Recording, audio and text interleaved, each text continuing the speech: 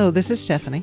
And this is Brian. Welcome to the making and the remaking of a codependent mind. We've talked quite a bit in this podcast about the connection between narcissism and codependency, expressed often in the form of a toxic relationship between someone with narcissistic behaviors and someone with codependent behaviors. This season is about hearing other voices in the conversation. So ideally, it would be great to have someone who is narcissistic come on the podcast. Yeah, right. It sounds a lot of fun. It does.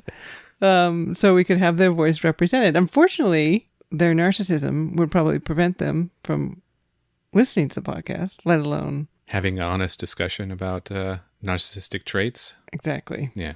But we thought it's important to go back to this topic because the combination, again, of narcissistic behaviors and codependent behaviors is so damaging. It's just extremely risky and dangerous, right? Because there's a lot of toxic relationships out there, but there's something about the combination of these two personality disorders that is really problematic. And we've heard from people who are still kind of struggling to identify narcissism in their partners. Mm-hmm. And also, we've had this recent conversation about these overlapping behavior as well. Yeah, absolutely. So some people who are struggling with codependency are concerned about some of their behaviors and whether that makes them a narcissist. So we're just the two of us, going to try and represent the narcissists of the world. Yeah. And talk about what's going on there a little bit more. And so a little bit of a retread of some of the stuff that's come in the earlier seasons, but hopefully will be helpful for people trying to think through the relationships in their lives and the people in their lives and kind of identify which ones are working and not working and need to be avoided or exited from. And it can be especially helpful to have these things in mind when setting out to just meet new people, potential relationships. True. To really have this in mind.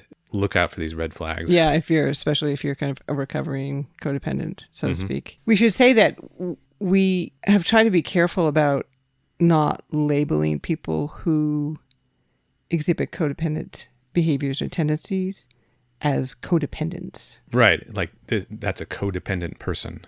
Exactly. Yeah. But we haven't been that careful with the narcissists.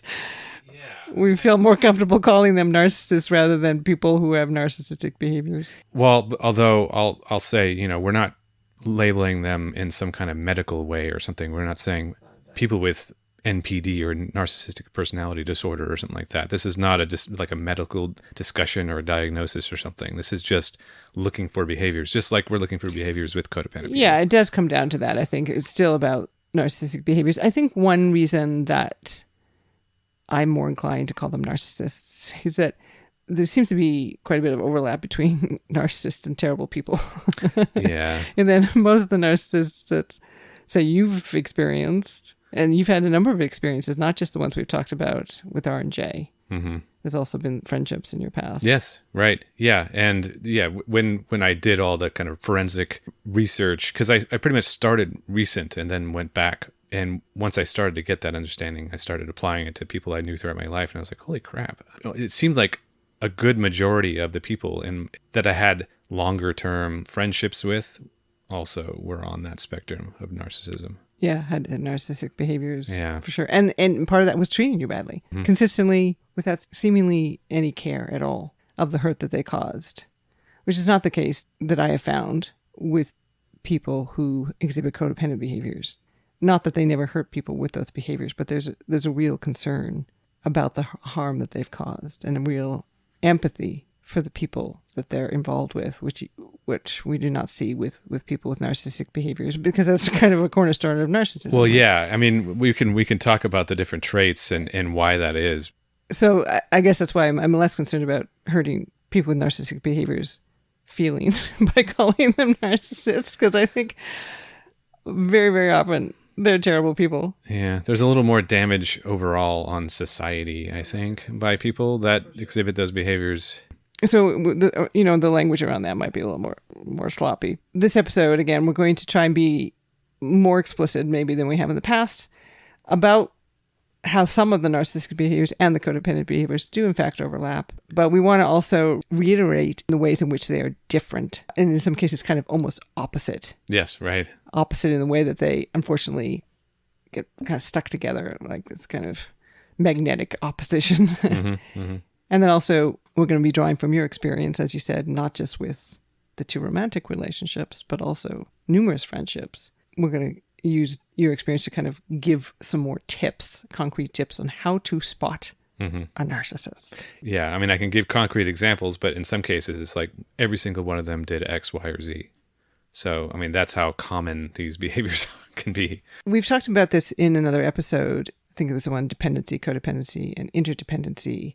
It's very possible that the same trauma can push someone into codependent behaviors or could push someone into narcissistic behaviors. It can be the same situation, but it's the response that comes out of that traumatic experience. So me, I developed my codependent behaviors as a response to that trauma, and then that became my go-to behavior. And some people will develop narcissistic behaviors in response to their trauma. So trauma, again, being made to feel small or weak or powerless or under threat consistently as a child. Whether that's from within the home or outside the home or from your culture or all of them all together. So some of the similarities that we've seen in narcissistic behaviors and codependent behaviors are one, they both involve a high degree of self-centeredness. It's kind of like being at emotional capacity and not really being able to incorporate other people really very well. It's just, I'm trying to protect myself at all times. Yeah, this hyper vigilance. You're centered on yourself because you see yourself as under threat almost all the time because that's the way you were conditioned as a child. And so in my case, I employ my codependent behaviors to deal with that. And in a narcissistic person's case, they're employing those behaviors. So there's the high degree of self-centeredness is also both can involve controlling behaviors, trying to control the people around them. Yeah, and I think there's a tendency for people to try to kind of downplay the severity of the effects of codependent behaviors on other people. They go, well, it's not really controlling, is it? It is. I mean, it's the style of controlling behavior is a little different, and what's behind it is a little different, right? So codependent person is just trying to keep themselves safe, basically. It's this sort of internalized trauma, and they're trying to control other people's emotions. I can't handle the fact that person's angry, so I'm going to try to diffuse it. So it's not necessarily I'm trying to, I'm not attacking that person necessarily. I'm just trying to control their emotion. It's not good, and you're not going to have a good relationship doing that, obviously. But then on the narcissistic side, it's the controlling the other person out of this entitlement. Need for resources. Yeah. So controlling self-centeredness and those things obviously can block empathetic responses, which can make human connection really difficult. If you're just constantly in survival mode, if you're constantly looking out for yourself, for whatever reason that is, it's really going to be hard to make a human connection that's based on vulnerability to each other and empathy for each other. Because I have lots of examples of myself temporarily being severed from empathy when I'm triggered. And I have lots of examples of where I can tell the narcissistic people in my life were also extremely severed from their empathetic responses. So even though, again, they often look different on the outside, this very fragile sense of self and a sense of shame and fear are also very much at the center of a narcissistic person's experience, just as a codependent person. And they're both emotionally dysregulated because their emotional landscapes are somewhat chaotic or hidden from themselves. Both types of people are actively having to avoid their emotions a lot of the time because it's just the emotions aren't going to make sense in the framework of what they're experiencing. So in that earlier episode, we kind of talked about how you could have a similar trauma, right? But the codependent response is almost to kind of turn inward, to shrink yourself, shrink your own wants, needs, and desires, become compliant. And then the narcissistic response is kind of turn outward, like get bigger and larger, explode your own wants, needs, and desires to be the most important thing in the world and lean into extreme defiance, like you are always right and everyone else is always wrong. Yeah, and both people are kind of taking that on as their habitual response and almost preemptively assuming they have to do it in every case. I mean, I know I did with my codependent behaviors, and it seems as though that's the case with narcissistic people, just assuming that they are special, extra special, and need extra attention and validation. And deserve it. In fact. Yeah, they deserve it. then we start to see that opposition happening, right? So there are these similarities that they get expressed because it's response to Trump and response to being made to feel small and weak and powerless, which is terrible. But so now we're going to kind of explore the differences a little bit, this opposition, what it looks like when you turn that inward against yourself and what it looks like when you turn it outward against the rest of the world. So if people are concerned, if they're narcissists, which again, if you're listening to this podcast, is extremely unlikely that you're a narcissist. Well, that, and if you're asking, oh, am I a narcissist? You're probably not. Yeah, even if you ask the question. But if you have concern, we're going to do a little, this is the narcissistic behavior, this is the codependence behavior that is kind of, it's, I don't know how we want to call it. It's opposite, but it's shadow, Right. It's almost like a yin and a yang or something. Yeah, yin and yang behavior, right? Okay, but also, just to clarify too, like we said earlier, they're not all people are going to exhibit, it's not like a codependent person is never going to exhibit narcissistic behaviors. Mm-hmm. I mean, the whole thing is a spectrum, right? There's less severe narcissistic people also, just like there are less severe codependent people. Right. So just kind of see which one is your more go-to. Mm-hmm. Mm-hmm. So we'll start with a narcissistic behavior would be feeling and acting entitled to your wants, desires, needs to be prioritized in any situation. And then on the codependent side, it's prioritizing other people's feelings and needs and wants and not feeling the right to your own wants and desires. And then we have the narcissistic behavior, which would be showing little respect for other people's autonomy, their time, their attention, their opinions. And then the codependent behavior being feeling that you owe other people your time and your attention and your support. We have the narcissistic behavior, which would be excusing or rationalizing any and all of your own behaviors, including treating other people badly. Right. And then the codependent side being rationalizing and excusing other people's bad behavior, including when the codependent person themselves is being treated badly by others. And we have the narcissistic behavior of acting like you are the most important person in the room. And the codependent side being acting like you are the least important person in the room. So again, this is why this combination is so dangerous for a codependent person, because we have their behavior plugs in exactly into what the narcissist wants and expects from other people. They want to be treated as if their wants and needs are the most important. They want to have full access to other people's resources, their time, their attention, their opinions. They want their behaviors to be excused and rationalized. And these are all things that the codependent person has been conditioned to offer them. So the average person that the narcissistic person comes across is not going to freely give these things up. It's going to take a lot more work to get that stuff out of somebody that doesn't just freely offer it up. So they come across a codependent person and it's like, wow, I feel really comfortable and seen and validated by this person. I'm going to make this happen as quickly as possible.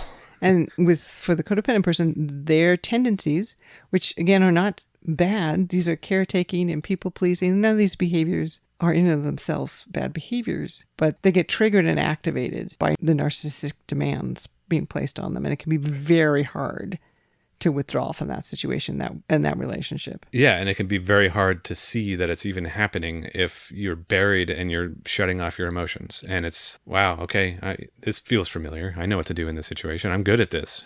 So let's talk about more seeing and understanding what's happening. How do these narcissistic behaviors play out in relationships, and what should you be looking for and what you should be listening for? And we're going to start actually with love bombing, which we've talked about, this kind of overwhelming, destabilizing attention that narcissists give to people very early on in the relationship. For whatever reason, we have our own theories of why we think this is. We haven't really settled on one, though. No. I mean, it's just this kind of strange phenomenon. Like, is there a narcissist school that they all go to and learn how to love bomb? But how to secure a relationship in Narcissistic 101. In under 10 days.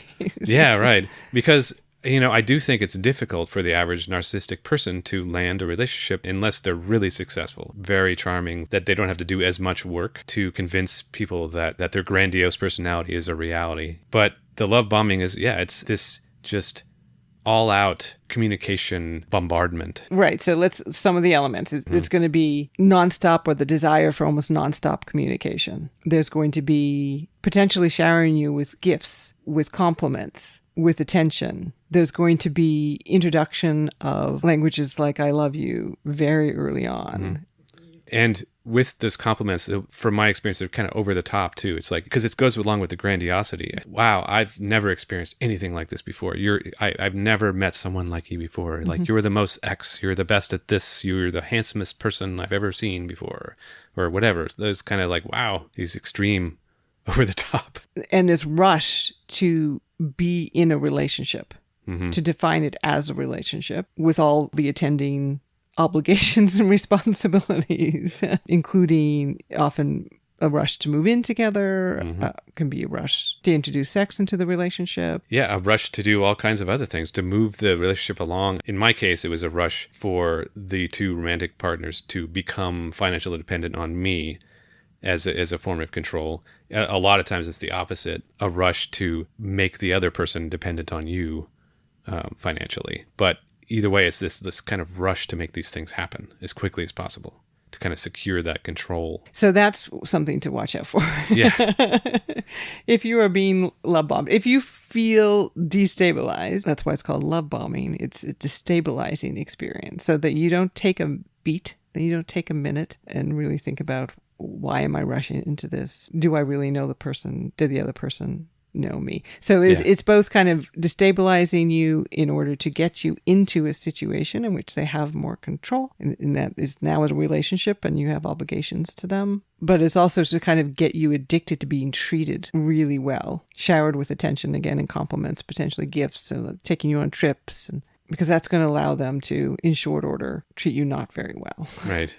Yeah, which was also the case with my experiences with my two romantic relationships, but also with the friendships. It was very quick to the abusive behaviors too, for me. I mean, we're talking the first week. In some cases, the first conversation, really, the abusive behaviors Yours started. was intermingled. Yeah, it was all intermingled, because it was kind of this push for control that was masked with dangling of things like relationship and stuff like that. In my particular case, I had such low self-esteem both times I met the two romantic partners, that I think they could both pick up on that. And it's like, well, I'm going to give him an offer he can't refuse. And I'm just mirroring everything, and I'm getting excited. Wow, someone's into me? That's unusual.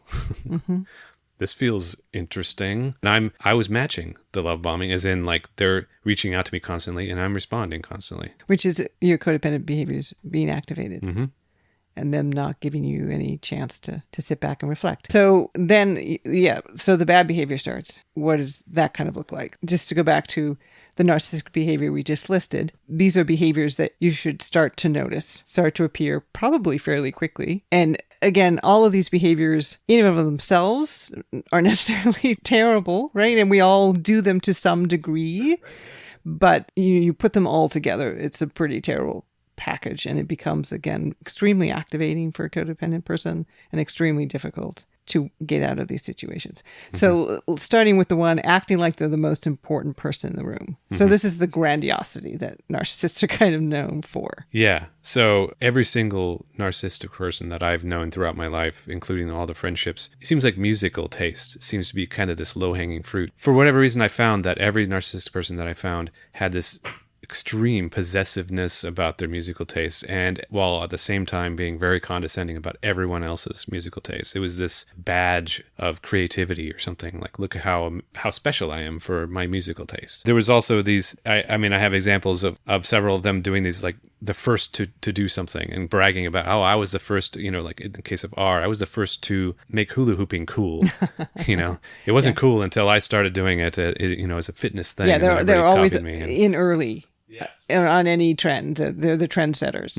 And also biggest fan. I mean, that was a huge thing with almost all of them, like kind of this attitude towards, they find something that they think looks good for their image, and then it's just like thrust so much energy into that, and it has to be public too.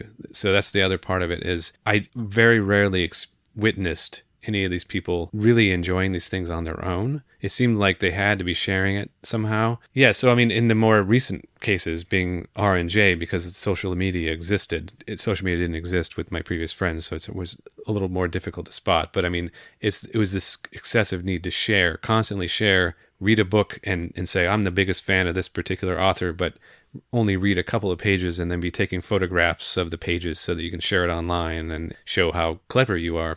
Yeah, so they're always the biggest fan. They're always the first to do something. They were doing everything before it was cool. But also they're extremely good at the best of everything that they do. Or the things they've done or doing are the most unique or interesting. So if they're not the best at it, it's not worth doing. Yeah, right. Yeah, I mean, like in the case of R, she, right from the first conversation and then all throughout, was always pushing this to look more interesting than everyone. I think anytime it seemed like that was threatened, she would just put everyone else down, either behind their backs, mostly behind their backs to me, obviously. Oh, they're posers. Either everyone else is a poser, or they don't get it, or they're not actually cool, or whatever it is. But me, though, I have the most interesting history. She's the real deal. And then you talked about one of your narcissistic friends from high school, like saying things that kind of even were very believable.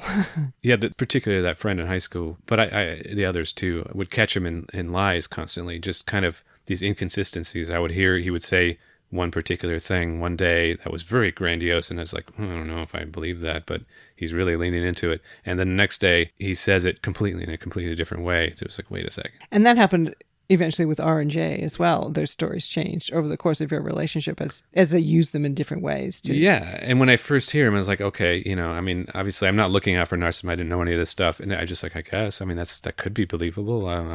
But then, yeah, I would hear something later and yeah, it's a totally different story. But this grandiosity you've said before did have this fragility to it. It was very easily threatened. And when it was threatened, how would they respond? All of them would feel extremely slighted. It is in like they acted as if they were under attack if someone didn't buy into something. So they say share something or express something to someone in person. And if that person didn't buy it, if they just didn't seem as though they thought it was the coolest thing in the world, then there was something wrong with that person, or that person was attacking them or against them somehow. Or jealous. Yeah, jealous, envious, something. It was never just, there was no possible way that it could be that maybe this isn't as cool as I thought or whatever. Like, it's just like there's something wrong with that person. And there's this paranoia as well. Yeah, right. And so my codependent behaviors were I was constantly soothing these people. Like, no, you are cool. No, screw that person. They don't know what they're talking about. And that was the kind of stuff they were fishing for that with me. And I was happy to provide it. So we have the grandiosity that, comes out and starts to kind of touch every aspect of their life, but also the sense of fragility to it, where they seem kind of hyper attuned to potential threats to that self-image. And then we have the class of behavior around excusing or rationalizing any or all of their behavior, including treating other people badly, which is really the extreme version of no accountability. Again, like we're talking about, these are extreme versions. No one particularly likes to say that they were wrong, but you will start to notice with the narcissist that it's almost pathological. There is no situation in which they are wrong. I would see it. So first of all, I experienced it firsthand in any argument that ever happened. The resolution was always, there had to be someone's right and someone's wrong to start with, which doesn't always have to be how arguments go. And that's not even, it doesn't even have to be an argument. We're talking, we're just talking about maybe just even lower level, like a disagreement or a disconnect. Right. Yeah, right. It doesn't have to turn into an argument or anything. But, well, for one thing, it did usually. And when it did, though, the other person had to be right. There was a need to come out on top of every conversation. So there would be lying. Yeah, which was easy enough for me to spot. Of course, I rewrote it and tried to dismiss it because I would excuse like as we said earlier, they're excusing their own behavior and I'm turning around and excusing it too. So they would just make things up on the fly in order to shift the argument or the disagreement their way. Yeah, I had this term that I started using, and I've been using it for I had been using it for a long time. I think throughout most of RNJ it had this feeling of Twilight Zone where I was like, what is happening here? Like this, I'm 100% confident that I remember a certain thing somehow, but no. Or a conversation from just yesterday or something. No, now it's totally different. They're saying something completely different. And they're aggressively, if not violently, insisting that they're the case. So you have the lying, and then we've talked about the gaslighting, which is not just lying, but also trying to make it about you, that you're making things up, that you're paranoid, that you need help. So that's language that's going to come out as part of this no accountability of narcissists. Yeah. So this kind of, I know you better than you know yourself is like a great example of that. Like I'm going to tell you how you're feeling, not just how you're supposed to feel, but how you are feeling. No, you're not feeling angry. You're just feeling this. And then along with that, there's going to be dismissal language, dismissing your reaction, or your, like you just said, dismissing even what you're feeling. Right. I mean, that's an extreme version of dismissal. I'd say that goes as far as gaslighting. But yeah, I mean, a common one that R would do is after this, like one of those abusive kind of assaults, if I ever said, can you please stop treating me or stop calling me stupid or something, it would be like, I was just kidding. Jeez. But then it would be, of course, followed by more abuse because it would be like, you have no sense of humor. Right. You're too sensitive. Exactly. Yeah. Right. And then if those fail, there's also excusing or rationalizing their behavior kind of more directly. Mm-hmm. Yeah. So like with Jay, it would be like, well, I was just feeling ill, I was feeling tired or I was feeling hungry and don't approach me when I'm a terrible person when I'm hungry or tired. And again, so it's your fault because you approached her and you approached her. She has the complete right to be a terrible person if she feels cold or hungry. Right. And then another class of behavior you're going to be looking for is, as we said, showing little respect for other people's autonomy, their time, their attention, their opinions. So this is really about violating other people's boundaries at will. So a good example would be how a narcissistic person will react with anger or guilt or some other manipulative behavior when someone says no, basically, or doesn't respond to them as quickly as they want or in the way they want. And this was consistent in all of these friendships and relationships you had. Yes. So, I mean, time would be the first example because this started right from day one, right? If I didn't respond to, say, a text quickly enough, and sometimes when I say quickly enough, it could be a minute or something. It doesn't matter what I'm doing. It was expected that I would reply. My time was their time. Yeah, it almost seemed as though they owned my time just because they were so kind enough to give me the gift of their presence in my life. But not just your time, also your attention, your financial resources, your sexual attention, all of these things. If you felt that you didn't at any particular moment want to give it to them, there would be a reaction, whether that would be anger or guilt or some sort of manipulative behavior. Mm-hmm. Yeah, there was this assumption that I didn't have autonomy. Including, say, your own thoughts and feelings and opinions of those things. So, for example, with R, if I ever... Pretty much anytime I expressed an opinion about something, if this didn't line up with something that she had already expressed or commonly expressed, then I was stupid. That was the response. That was her go-to. Yeah. So it wasn't, oh, that's an interesting take, or like I can see how you might think that. I believe this. There's no disagreement allowed. Was that true of all of them? Yes. Yeah, more or less. My mind just goes to R. But yeah, I mean, with every narcissistic person that I was with, that was the general feeling I had. I mean, I was already felt at risk expressing my opinions, but, it's not like I never did. And when I did, that's usually how it was met, that my opinions were crazy somehow, ridiculous, or as long as it didn't line up with theirs. And this showing little respect for other people's autonomy leads right into this kind of even more intense version of that we're talking about, which is feeling entitled to their own wants and desires to be prioritized in any situation. Right. So in this case, we did the episode on you, me, and us recently. There's no you, me, and us. There's basically that narcissistic person. That's the you, me, and us. That's right. Any aspect of the relationship, including any autonomy I may have, belongs to that person. And any desire or need that they have at the particular time is the most important Yes, one. It must be prioritized. So that crosses all the kind of domains: financial, social, emotional, sexual.